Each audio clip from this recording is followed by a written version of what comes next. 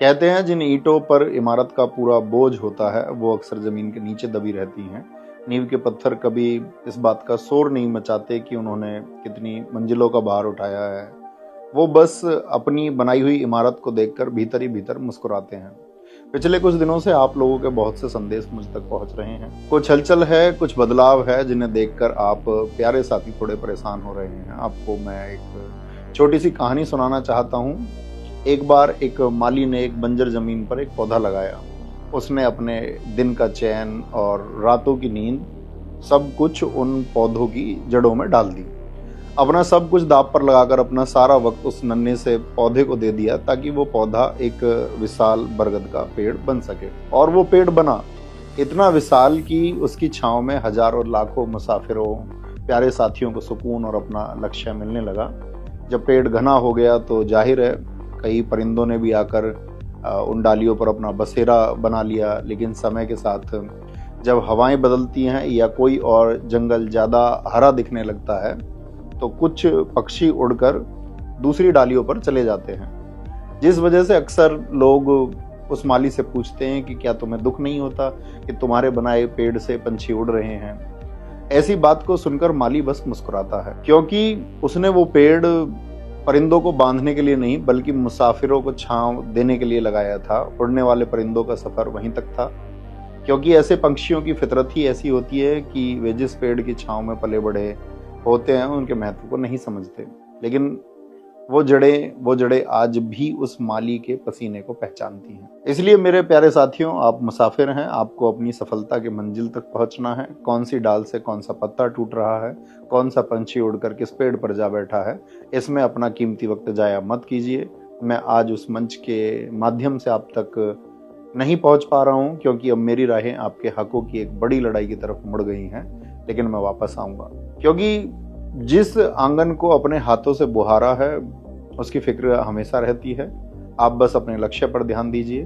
और चलते चलते चंद लाइनें आप सबके लिए छोड़कर जा रहा हूं, जरा गौर से सुनिएगा।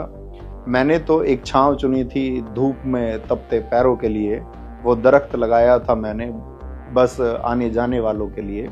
अब शाखों से उड़ते पंछियों पर मैं भला क्या मलाल करूं, जो अपनी फितरत से मजबूर उन पर क्या सवाल करूं। हमें कोई मलाल नहीं दरख्त की किसी शाख के खाली हो जाने से। हमारी फिक्र तो बस इतनी है कि कोई मुसाफिर, कोई प्यारा साथी ना भटके अपने ठिकाने से। ये बात हकीकत है कि एक माली ने बड़े सुंदर उद्देश्य के लिए बगीचा लगाया। उसका मकसद था कि पक्षियों को इससे आश्रय मिले, मुसाफिरों को छांव मिले और फल फूल मिले। लेकिन उसे पता नहीं था कि वो एक बहुत बड़ी गलती कर बैठा। वह उसमें एक पेड़ यूकेलिप्टस का लगा बैठा। यूकेलिप्टस आप जानते हो ना। उस पेड़ को उसने सींचा, वो हरा भरा हुआ, लेकिन वो उसकी फितरत से अनजान था। यूकेलिप्टस, जिसको सफेदा कह देते हैं, वो एक ऐसा पेड़ होता है कि वह अपने आसपास के पेड़ों के संसाधनों को खाता है। वह उनकी मिट्टी में जो पोषक तत्व हैं वह उनको सोख लेता है।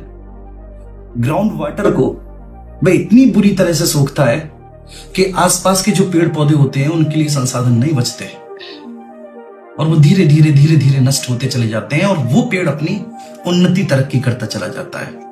जब कोई बाहरी व्यक्ति आता है उस बगीचे में तो वो माली की तारीफ किए बिना रुकता नहीं कि कितना सुंदर बगीचा लगाया है।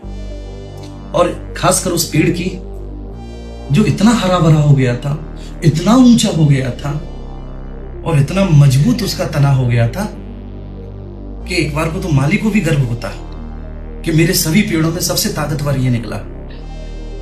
लेकिन उसे पता है कि वो ताकतवर बना कैसे। ये बात उसको अंदर ही अंदर कचोट रही थी कि एक पेड़ की वजह से मैं एक दिन इस पूरे बगीचे को अपनी आंखों से बंजर होते हुए देखूंगा। और धीरे धीरे वैसा हो भी रहा था। तो मेरे दोस्त, आप जिस दुनिया को देखते हो वो कैमरे के सामने की दुनिया है। कैमरे के पीछे बहुत कुछ घटित होता है जो आपको दिखाई नहीं देता।